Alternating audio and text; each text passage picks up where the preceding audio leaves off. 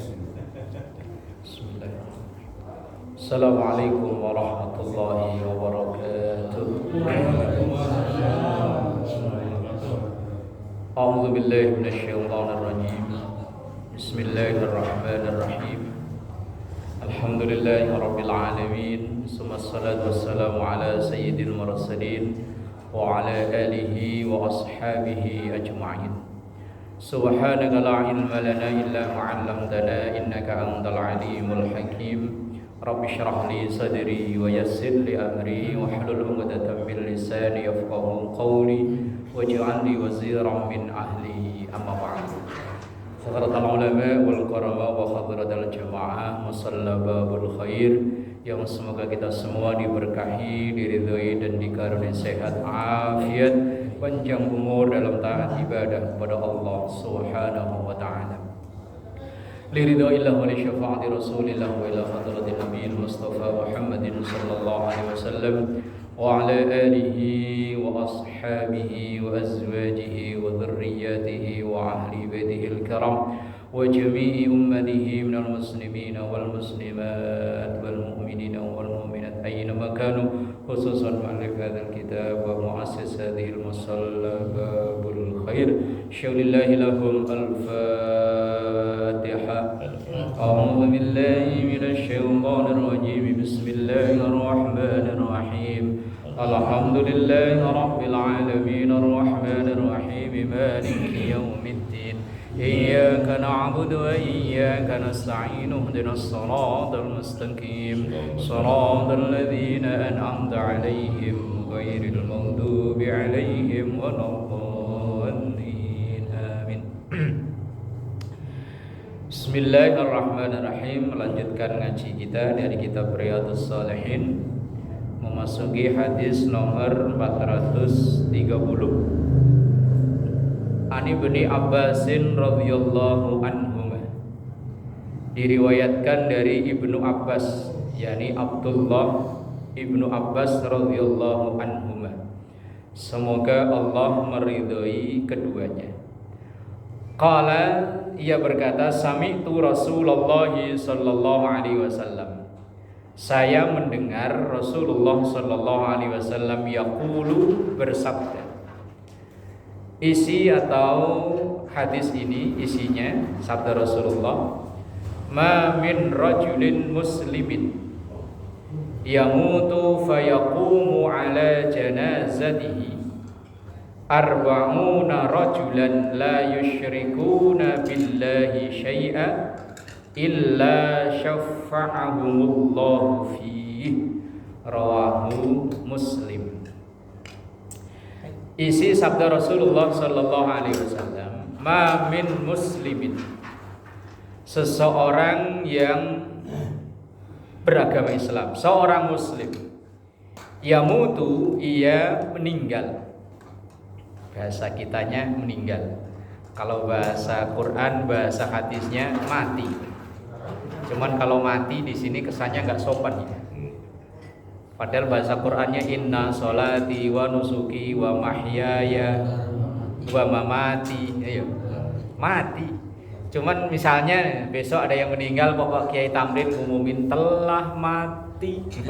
Yakin diprotes sama warga. Itu siapa sih ngumumin orang meninggal nggak sopan, mati? Emang kambing yang mati? Padahal bahasa Arabnya, bahasa hadisnya, bahasa Qur'annya memakai bahasa mati. Cuman kalau di sini kesannya, bahasa Jakarta kesannya nggak sopan. Ma min rajulin muslimin, seorang muslim yang yamutu, ia meninggal.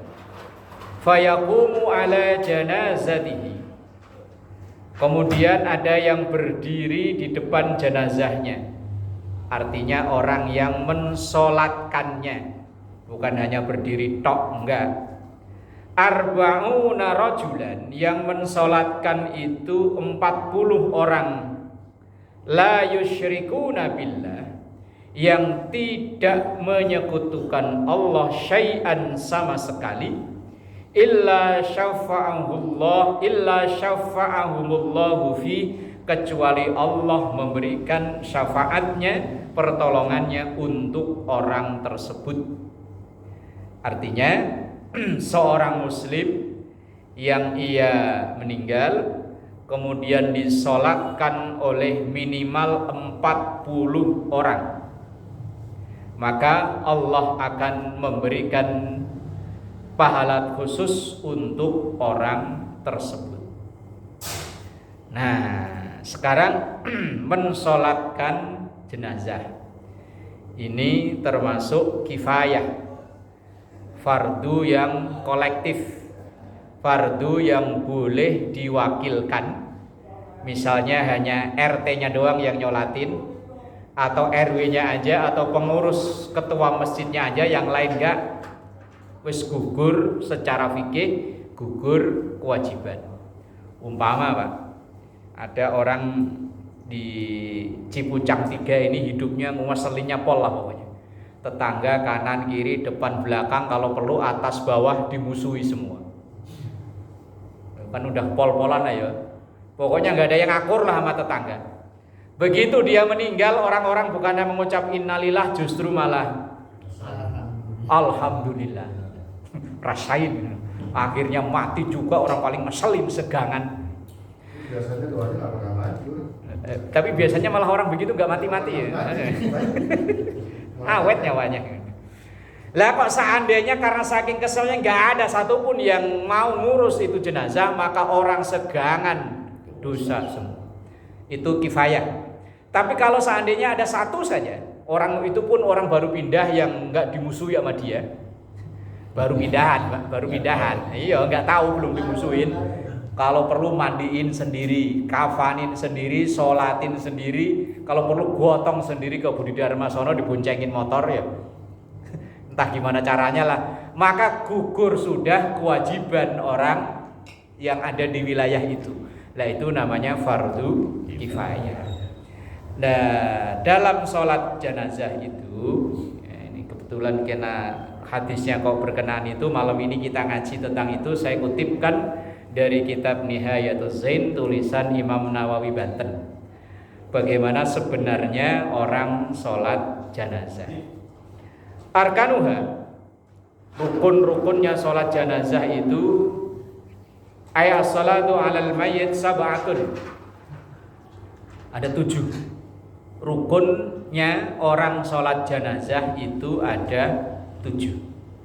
Al awalu, yang pertama niyatun, niat. Niat ini nggak perlu pakai, nggak harus pakai Arab, pakai bahasa apa saja boleh. Lah kalau yang bisa ya boleh pakai Arab ya monggo. Sholli ala hadzal mayyiti, kalau mayitnya laki-laki. Kalau mayitnya perempuan, hadzihil mayyitati. Kalau mayitnya statusnya nggak jelas, lah iya umpama kayaknya laki kok katanya sehari-hari kok perempuan. Kalau siang Sobirin, kalau malam Sabrina.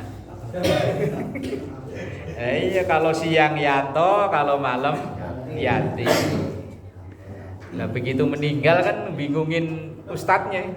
Ini nyolatinya ala hadzal mayyitati atau hadzihil mayyitati. Kalau dulu pernah artis siapa itu ya? Dorce. Itu akhirnya gimana itu? Laki-laki kembali ke asal. Tapi aslinya barangnya gimana? Ya kan kerepotin ya. Ala hadzal mayyiti, kalau mayitnya laki-laki, kalau perempuan hadzihil mayyitati. Lah kalau kita nggak tahu, misalnya kita mampir ke satu masjid, kemudian di situ ada sholat jenazah, kemudian kita nggak tahu itu jenazahnya laki atau perempuan, kita niatnya gimana? Malah ngangop. Kalau seandainya, kan sering kan kita kalau sholat Jumat, entah jamaah zuhur, jamaah asar, terus sekalian biasanya diumumin mohon jamaah untuk ikut serta mensolatkan jenazah. Lah iya, kalau ada pemberitahuan misalnya untuk almarhum laki-laki, almarhumah perempuan. Kalau ke laki-laki nggak jelas. Lah kalau nggak ada pemberitahuan, kalau di masjid kita, masjid yang mengikuti budaya NU, biasanya sih masih ada pemberitahuan, Pak. Ada sambutan macam-macam. Tapi kalau masjid kita ya, saudara kita yang di Wahabi, enggak.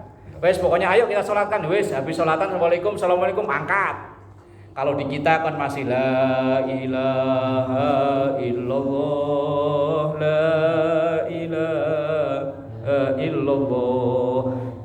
Itu lagu la ilaha illallah yang paling menakutkan ya. Mengangkat jenazah. Lah kalau di Wahabi kan nggak ada apa-apa, pokoknya langsung ayo kita sholatkan. Allahu Akbar 4 kali assalamualaikum angkut. Udah nggak ada pakai doa kayak enggak. Lah kalau seandainya Pak kita mampir masjid nggak tahu itu yang disolatin jenazahnya laki atau perempuan, lah kita niatnya ya pakai yang diajarkan para guru-guru kita, saya niat sholat seperti sholatnya imam. Kalau diterjemahkan Indonesia begitu. Kalau kita nggak tahu yang disolatkan itu jenazahnya laki atau perempuan, itu kita niatnya saya niat sholat jenazah seperti sholatnya imam. Allahu Akbar, beres.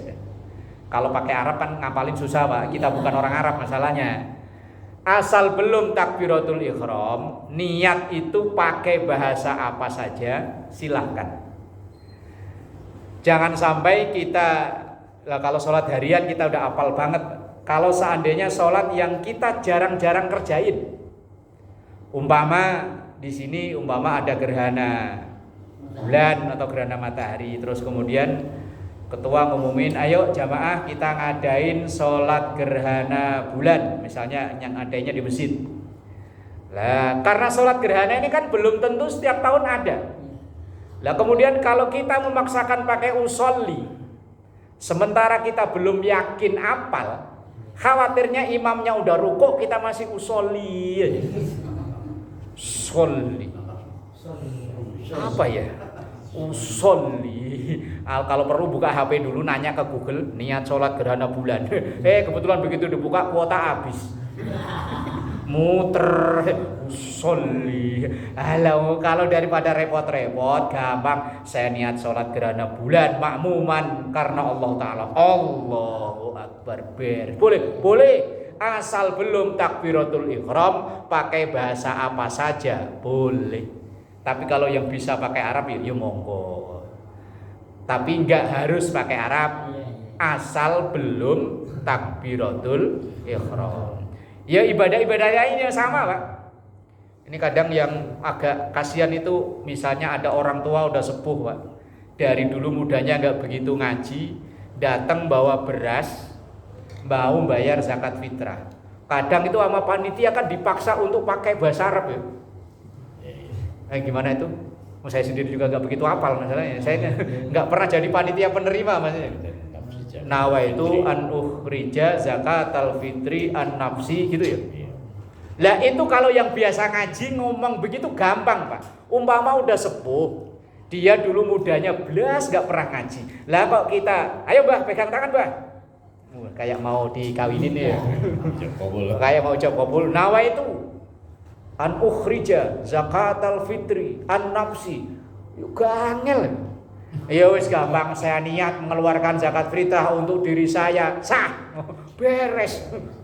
Ini kadang yo biar kelihatan keren sih yo pakai Arab yo. Sip lah gitu.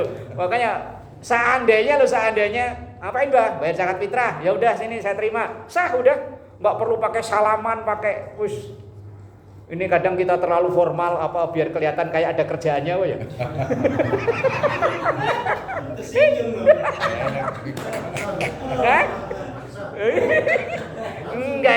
Enggak saya sering itu. Saya sering lihat Pak, kalau yang masih muda diajarin gampang Pak. Kadang cuma lihat ini Mbak baca tulisannya kan gitu ya. Lah kalau yang udah sepuh baca nggak bisa. Nah kemudian kok, ayo Mbak. Apalagi dia bawa beras nyebutin nama anak-anaknya lagi, walah wes. Kok ketawanya kencengin kerasa wo. Lah iya ketawanya kencengin kerasa wo. Oh gitu ya. Iya. Lah makanya kalau yang muda-muda mah nggak apa-apa. Kalau yang udah sepuh ya wes lah pokoknya. Apain Mbah? Bayar zakat. Siapa? Saya, istri, anak, cucu wes tulis ya. Saya terima ya wes. Beres. Ngaji beres Pak Haji.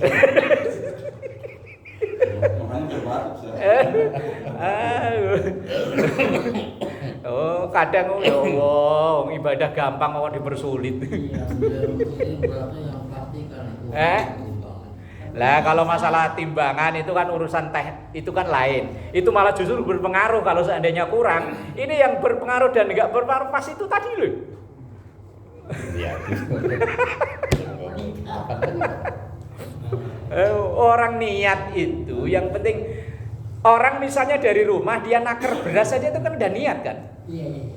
Mama, mana Pak? Ini mau bayar zakat fitrah. Lah itu udah niat namanya. Ya cuman kan ya tadi lah ya panitia biar kelihatan ada kerjaannya kan, biar kelihatan keren gitu kan, pakai peci kalau perlu pakai sorban.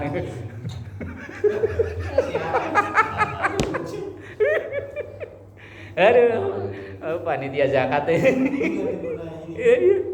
boleh lah, tapi kalau yang datang itu masih muda, ya keren lah ya. Nawa itu an uhriza zakat fitri an nafsi. Kalau sama keluarga gimana niatnya? Yang panitia itu? Pilih. Saya nggak pernah jadi panitia penerima masalahnya, jadi nggak begitu apal saya itu bacaan itu. Terus doanya harus ini ya enggak harus yang taqabbalallahu minna wa minkum beres. Jangan Ustaz kebanyakan. Allah akbar walillahil hamd. Niat. Ya, termasuk dalam niat sholat jenazah. Kalau memang kita bisa pakai lafadz Arab ya bagus, tapi kalau nggak bisa nggak harus.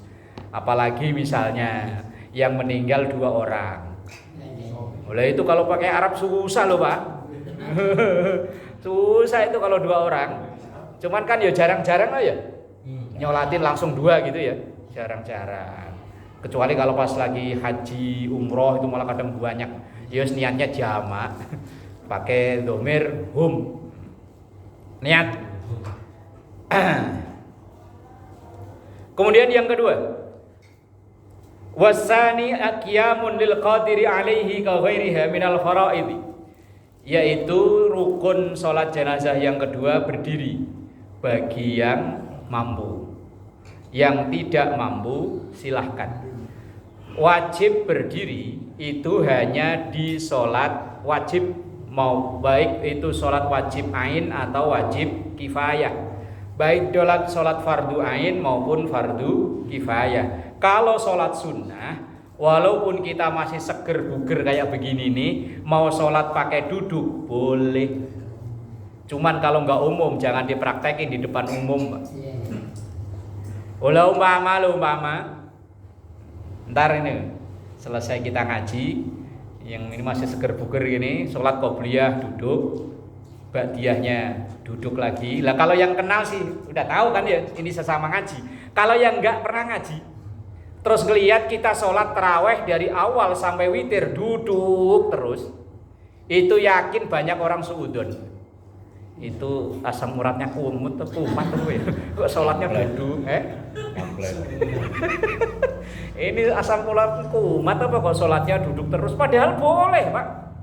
Atau misalnya besok ketua masjid ngumumin, bapak-bapak karena ini taraweh sholat hukumnya sunnah, maka mulai hari ini malam tanggal 1 sampai terakhir kita sholatnya duduk. Boleh kok, sah. Kecuali isyaknya. Kalau isyaknya karena sholat fardu, ya wajib berdiri. Termasuk sholat jenazah karena hukumnya fardu, walaupun fardunya kifayah, ya wajib berdiri. Itu pun bagi yang mampu. Kalau nggak mampu, ya wes semampunya. Semampunya gimana? Kalau tidak aja makmum. Makmum sholat jenazah duduk aja. Lah iya. Lah tapi kalau seandainya nggak mampu ya boleh kok sambil duduk. Kemudian wasalisu arba'u takbiratin, yang ketiga rukunnya adalah 4 kali membaca takbir. Takbir yang pertama baca Fatihah. Takbir yang kedua baca sholawat. Takbir yang ketiga doa. Yang keempat doa lagi. Fatihah, yes umumnya baca Fatihah. Baca sholawat minimal paling ringkas Allahumma sholli ala Muhammad. Udah sah. Kalau mau ditambahin yang paling lengkap ya Ibrahimiyah itu. Yang kama barakta ala sayyidina Ibrahim terus sampai innaka hamidum majid. Itu yang lengkap. Kalau seandainya pengen buru-buru karena ambulannya udah nungguin, udah ngiyang-ngiyung ya wes lah. Allahu Akbar langsung Fatihah, Allahu Akbar lagi, Allahumma sholli ala Muhammad, Allahu Akbar lagi, Allahumma fir lahu warhamhu wa'afihi wa'fanhu. Kalau laki-laki. Kalau perempuan Allahumma fir laha warhamha wa'afiha wa'fu anha. Kalau dua Allahumma fir lahuma warhamhuma. Repot juga ya. Gampang kalau banyak, Allahumma fir lahum warhamhum wa'afihim wa'fu anhum. Yang terakhir yang keempat Allahumma la tahrimna ajrahu wa la taftinna ba'dahu. Itu yang paling singkat, langsung assalamualaikum, assalamualaikum. Lah, salamnya agak sedikit berbeda dengan sholat biasa. Kalau sholat biasa sampai redaksi lafadz wa rahmatullah. Tapi kalau sholat jenazah komplit sampai wa barakatuh. Kecuali keputusan tarjih Muhammadiyah memang berbeda. Kalau di keputusan fikih tarjih Muhammadiyah mau sholat ain, fardu ain atau fardu kifayah, salamnya sama sampai wa barakatuh. Tapi kalau di guru-guru kita yang biasa di NU, sholat selain sholat jenazah hanya sampai assalamualaikum warahmatullah. Tapi kalau sholat jenazah assalamualaikum warahmatullahi wabarakatuh. Bismillahirrahmanirrahim. Warabi'u, yang keempat rukun sholat jenazah itu adalah Fatihatun, yaitu membaca surah Al-Fatihah. Mulai dari Bismillahirrahmanirrahim sampai waladhdallin. Wal khamisu, yang kelima salatun ala nabi, yaitu membaca salawat kepada Nabi ba'da takbiratin saniyatin, setelah takbir yang kedua. Ya tadi redaksinya minimal Allahumma sholli ala Muhammad. Itu paling singkat-singkatnya. Kalau pengen lengkap ya Allahumma sholli ala sayyidina Muhammad wa ala ali sayyidina Muhammad, terus sampai innaka hamidum majid. Tapi kalau imamnya sudah takbir ya nggak usah maksa sampai selesai. Cukup kalau misalnya Allahumma sholli ala sayyidina Muhammad wa ala ali sayyidina Muhammad, lah kok imamnya udah takbir lagi, ya udah kita langsung ngikutin takbir lagi. Kemudian wasadisu doaun limayyitin, doa untuk mayit yang Allahumma fir lahu warhamhu wa'afihi wa'fu anhu. Kalau yang pengen lengkap ya wa akrim nuzulahu wa wasi' madkhalahu dan seterusnya. Tapi ya cukup yang singkat ya boleh Allahumma fir lahu warhamhu wa'afihi wa'fu anhu. Lain lagi kalau yang meninggal anak kecil. Anak kecil yang belum punya dosa, yang belum memasuki usia baligh. Itu doa yang dibaca Allahumma ja'alhu faratan li abawaihi wa salafan wa zuhran wa 'idatan wa i'tibaran wa syafi'an. Berbeda kalau yang meninggal itu anak kecil. Kenapa berbeda? Karena kalau yang meninggal itu udah dewasa, udah mukallaf, tentu ia punya dosa. Maka doanya memohon ampunan untuk almarhum. Tapi kalau yang meninggal ini anak yang belum punya dosa, belum usia baligh, maka doanya intinya kalau diterjemahkan Indonesia, ya Allah semoga anak ini menjadi tabungan buat kedua orang tuanya. Kalau nggak apal Pak doanya, misalnya yang meninggal itu anak-anak ya, tapi hati-hati ya, jangan dibaca loh ya. Kalau dibaca batal sholatnya. Misalnya takbir yang ketiga Allahu Akbar. Lah kok yang meninggal anak kecil, ya wis dalam hati berdoa ya Allah, semoga anak ini menjadi tabungan buat kedua orang tuanya.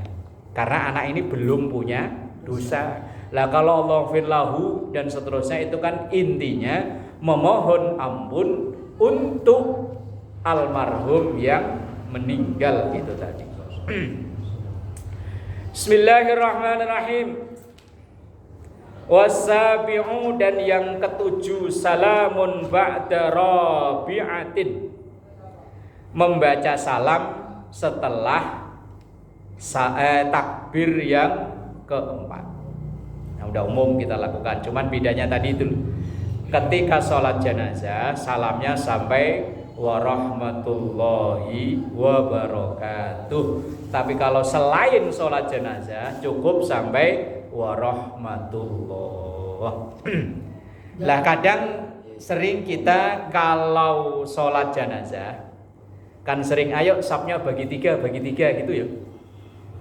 Memang dianjurkan dalam kitab ini wa tusannu salatu 'alal mayyit fil masjid, dan disunnahkan sholat jenazah itu di masjid. Lah kalau seandainya di selain masjid ya monggo boleh. Seperti zaman Covid itu rata-rata sholatnya di jalanan. Karena jenazahnya kan nggak boleh keluar dari mobil ya. Rata-rata sholatnya ya di jalanan, kadang di lapangan atau mungkin di halaman. Lah ketika sholat seperti itu, kita yang nyolatin, karena sholat jenazah itu syarat ketentuan sama dengan sholat lain harus dalam keadaan suci, maka sendal atau sepatu kita lepas, cuman kita nginjek di atasnya, jangan dipakai. Kalau ini sendal atau sepatu kita pakai, kalau seandainya bawahnya ini habis nginjek tai ayam, ya najis Pak, sholatnya nggak sah. Tapi kalau dilepas, loh apa bedanya dipakai sama dilepas? Beda Pak. Kalau dipakai itu termasuk bagian dari pakaian. Lah pakaian dalam sholat itu harus suci. Tapi kalau diinjek itu sama kayak kita nginjek karpet ini loh Pak. Lah ini seandainya di bawah ini kok ada najis, maka tetap sah sholatnya. Ini loh. Lah kalau karpet mah insya Allah ya. Tapi kalau keramik misalnya, lah semen pasir yang diaduk itu kadang kalau di jalanan kan dibuahin sama kucing ya. Lah iya dikasih kembang sama kucing kan ya. Lah iya apa iya tukangnya itu pasirnya dicuci dulu. Lah ya kan enggak. Oh ya malah kadang kalau kata tukang wah mus lumayan dapat tambahan semen gitu ya. Wah tambah lengket itu tambah kuat. Lah diaduk. Lah aduan ini kalau kena tai kucing apa ya suci? Kan enggak. Lah makanya kemudian kok langsung dipasang di sini. Terus kemudian ditaruh keramik. Lah bawah keramik ini kan otomatis adukan yang najis itu tadi. Lah apakah sholatnya enggak sah? Sah. Kalau ini karena hanya diinjek. Yang dihitung suci itu hanya yang lapisan atas saja. Kalau itu bukan yang dipakai. Kalau yang dipakai luar dalam, sendal. Kalau seandainya dipakai, maka ketika kita nyolatin jenazah, umpama sholatnya itu di rumah, kemudian kita nggak kebagian yang di dalam, kita hanya kebagian di luar, kita sholatnya tetap ngikutin. Tapi kalau kita pakai sepatu, pakai sendal dilepas, kemudian kita nginjek di atas sepatu atau di atas sendal itu tadi. Walaupun misalnya di bawah sepatu, di bawah sendal itu ada najis, nggak masalah. Tetap dihitung suci karena bagian atasnya ini suci. Bismillahirrahmanirrahim. Sunnahnya di masjid. Tapi kalau seandainya di selain masjid ya monggo. Jama'atan secara berjamaah bisalah sati sufufin fa'aktsara, dengan dibikin 3 saf atau lebih. Lah kalau nyolati cuma 4 orang lucu ya. Ini kan imam satu gitu ya. Tapi pernah kejadian Pak, ya Allah, naudzubillah min dzalik, semoga enggak menimpa kita Pak. Itu dulu pernah kejadian, ya memang almarhum ini sebetulnya kan enggak boleh menceritakan keburukan Pak. Ini hanya sebagai pelajaran Pak. Almarhum ini masih muda dan dia pemakai narkoba. Ya. Ya wallahu alam, Allah yang berkehendak Pak. Begitu meninggal, itu orang yang biasa mimpin sholat jenazah satu pun gak ada. Dulu itu ada almarhum namanya Pak Ustadz Karim. Beliau itu orangnya istiqomah, gak pernah kemana-mana. Kebetulan pas hari itu dia meninggal, itu habis subuh dijemput anaknya ke Tangerang. Lah kemudian ada Pak Ustadz Taufik juga sama, orangnya ngajar anak-anak harian ini, gak pernah kemana-mana juga. Loh ya hari itu sama Pak, lagi belanja, dia kan jualan ikan hias. Lah yang ketiga saya kan udah masih level ketiga Pak. Lah kebetulan hari itu saya ada kerjaan jauh. Terus yang keempat ada 5 orang tuh nggak ada semua. Akhirnya ini yang cerita tukang becak yang biasa nongkrong dekat rumahnya itu. Karena begitu malam saya pulang, diceritain, Pak Ustadz dari mana sih? Ya saya kan kerja begini. Ya Allah tadi si itu meninggal Pak. Innalillah. Terus gimana? Tadi ceritanya waduh menderita Pak. Nyari orang untuk ngimami sholat jenazah nggak ada. Loh Pak Ustadz Karim kan nggak kemana-mana. Nggak ada. Pak Ustadz Taufik nggak ada. Terus sini nggak ada. Terus akhirnya gimana? Ya udah Pak kita aja. Berapa orang? Ya adalah 5 orang 6 orang. Nggak ada satupun 6 orang itu yang biasa sholat harian. Tapi sholat jenazah bisa, mau tinggal gini doang aja. Lah kan nggak usah rukuk sujud, nggak tinggal Allahu Akbar. Udah, ada ambilnya angkat. Ambulan udah berangkat. Ya udah dimakamin di sono doa-doa. Ya enggak lah pokoknya harus kubur. Supir ambulan itu yang di Dewa Ruci itu biasanya ada Pak siapa itu yang biasa itu. Ya enggak ada Pak. Supirnya itu supir cabutan, yang penting ambulan jalan. Ya Allah, kalau Allah berkehendak, ya naudzubillah semoga enggak terjadi. Ya mungkin ya wallahu alam lah, kita enggak tahu. Nah, bisalah sati sufufin fa aktsara. Kalau memang memungkinkan ya tadi dibikin 3 saf fa aksara, syukur-syukur lebih. Lah kalau dalam hadis tadi, kalau yang mensolatkan itu mencapai 40 orang, yang 40 orang itu bukan orang yang mensekutukan Allah, maka almarhum diampuni oleh Allah segala khilafnya. Maka sampai ada orang bilang meninggal malam Jumat, hari Jumat itu meninggal yang baik. Karena memang ketika nyolatin rata-rata ya habis sholat Jumat. Lah kalau habis sholat Jumat rata-rata yang nyolatin yo banyak, apalagi di bawah masjid ini. Biasanya kan ya yang apalagi mungkin sebelum sholat diumumkan mohon bapak-bapak jamaah untuk sholatkan almarhum. Nah yang otomatis yang nyolatin lebih dari 40, bisa ratusan orang. Ya. Apalagi yang meninggal orang tokoh terkenal di situ, ya insya Allah yang nyolatin banyak. Wa yusannu ata'awudhu qabla al-qira'ati. Dan sunnah membaca ta'awud sebelum membaca bismillahirrahmanirrahim, sebelum Fatihah. Sunnahnya untuk ta'awud dulu. A'udzu billahi minasyaitonir rajim.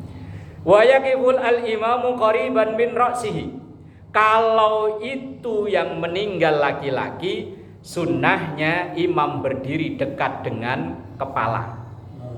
Kalau perempuan yang meninggal wayakifu inda ajziha, tapi kalau yang meninggal perempuan maka sunnahnya imamnya berdiri di tengah, lempengan dengan pinggul. Nah, kalau yang meninggal perempuan, lah sebetulnya kalau kita tahu ketika lihat posisi imamnya di mana, kita udah tahu yang meninggal itu laki-laki atau perempuan. Kalau posisi imam itu dekat dengan kepala, oh berarti yang meninggal laki-laki.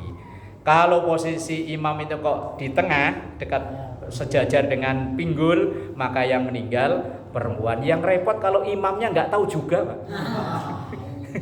Kok berdirinya di mana itu imam ya? Makmumnya ya bingung, imamnya bingung, ya wes 11-12.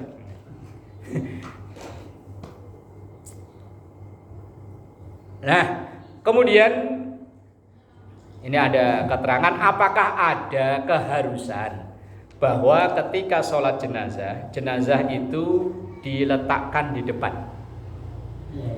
Karena lazimnya umumnya kita kalau sholat jenazah, ya jenazahnya di depan. Tapi apakah ini harus? Enggak. Berarti jenazahnya taruh di luaran enggak apa-apa ya? Atau enggak di belakang gitu ya? Itu walaupun enggak salah, Pak. Tapi karena di sini nggak umum akan jadi masalah. Lah umpama ya ada yang meninggal disolatin di syiar Islam situ. Kebetulan yang meninggal itu orang yang nggak pernah ke masjid. Mending nggak pernah ke masjid, pernah musuhin masjid. Pas bangun bukannya bantu malah ngerecokin. Umpama. Tapi di sini mah nggak ada lah ya. Baik semua orang sini mah. Umpama Pak, pas masjid bangun bukannya bantu malah ngerecokin. Begitu dia meninggal, Terus umpama Pak Ketua langsung, jamaah yang dimuliakan Allah, ayo kita mensolatkan jenazah dari almarhum. Karena meletakkan jenazah di depan itu bukan keharusan, maka jenazah biar tetap di luar. Ayo kita sholat. Yakin keluarganya protes ya. Mentang-mentang bapak saya nggak pernah ke masjid, nyolatinya nggak boleh.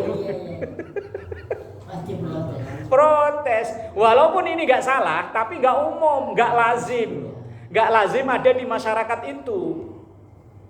Lagian kadang kalau ada orang itu ya memang agak gimana gitu ya. Saat masih sehat, masih bisa jalan, disuruh ke masjid, sholat di belakang imam nggak mau.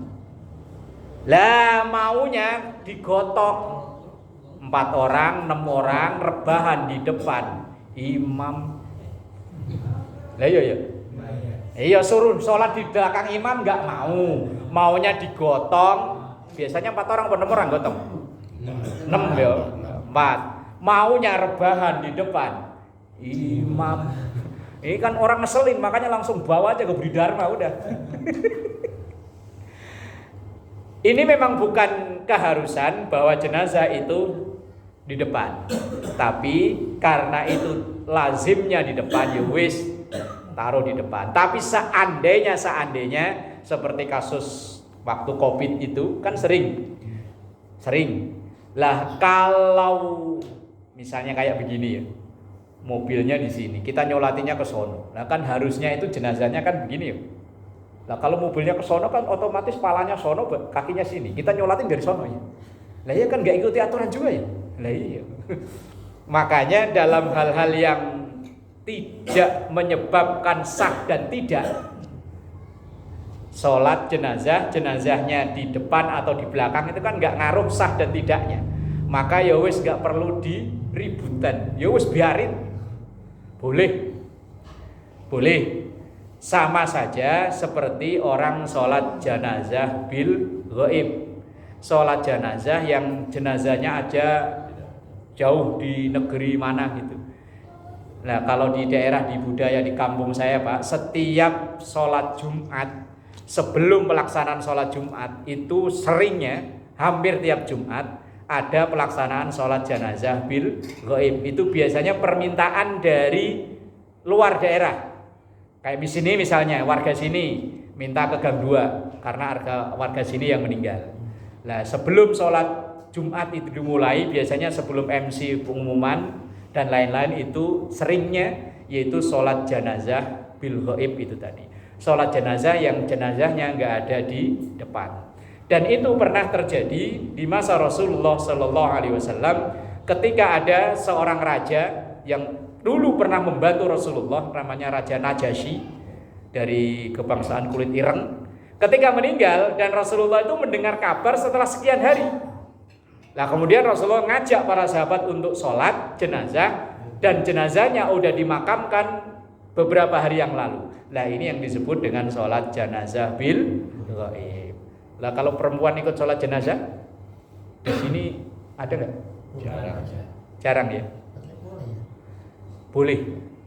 Dalam riwayat ketika Sa'ad bin Abi Waqqas, sahabat Rasulullah yang proaktif dengan Rasulullah, wafat, maka Aisyah radhiyallahu anha mensolatkannya. Dan Aisyah bukan hanya sendiri, tapi ngajak sahabat-sahabat perempuan yang lain untuk mensolatkan Sa'ad bin Abi Waqqas saat beliau meninggal. Maka perempuan hukumnya sama dengan laki-laki, fardu kifayah untuk mensolatkan jenazah. Cuma karena di kita ini ya laki-laki tadi Pak, nggak lazim, nggak umum. Umumnya malah budayanya kebalik Pak. Laki-laki pada nyolatin, perempuan pada nunggu di mobil. Ayo ikut mobil saya aja, mobil saya kosong. Lumayan jalan-jalan sampai ke Budi Dharma, nyampe ke sono beli mie ayam sama bakso, habis itu pulang. Aslinya sholat jenazah laki dan perempuan sama. Justru malah yang hukum makruh itu perempuan nganter jenazah. Makruh hukumnya. Haram enggak, tapi makruh. Kalau seandainya ditimbang-timbang lebih baik enggak bagi perempuan. Lah kalau nyolatin justru malah perempuan harusnya ikut. Karena kifayah fardu hukumnya.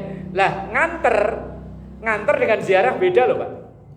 Kalau ziarah itu berarti kan jenazahnya udah di sono, udah dimakamin, udah selang waktu baru dia berangkat. Nah, itu namanya ziarah. Lah kalau nganter kan bareng jalan. Lah kenapa hukumnya beda antara laki dan perempuan? Karena emosi perempuan itu labil. Kalau laki-laki rata-rata kuat, begitu melihat keluarganya dimasukin ke liang lahat, yo nangis-nangis lah, tapi kan kuat. Tapi kalau perempuan, Pak, iya umpama yang meninggal suaminya, ngelihat suaminya dimasukin ke liang lahat, takutnya dia teriak, ya yang beb ikut. Lah terus ada yang nyautin, beneran nih mau ikut. Maka hukumnya beda.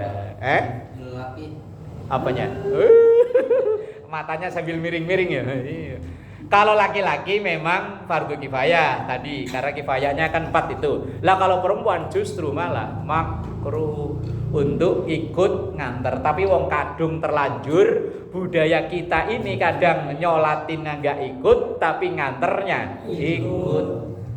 Ini butuh proses, Pak, untuk memberitahuan kepada masyarakat itu butuh proses. Pemahamannya itu prosesnya lama. Kalau ibu-ibu, kalau memang ada yang meninggal, ayo kita ikuti. Apa kita ajak. Tapi kalau bisa nggak usah ikut ke pemakaman. Tapi kalau ngotot mau ikut ya monggo, silakan. Wong dia hitung-hitung jalan-jalan, lumayan kan jalan-jalan ke Budi Dharma. Lah apalagi misalnya meninggalnya dimakamin di Sandiku Hill sono ya. Oh, kan hitung-hitung sambil piknik. Wallahu a'lam bissawab. Al-Fatihah. A'udzu billahi minasyaitonir rajim. Bismillahirrahmanirrahim.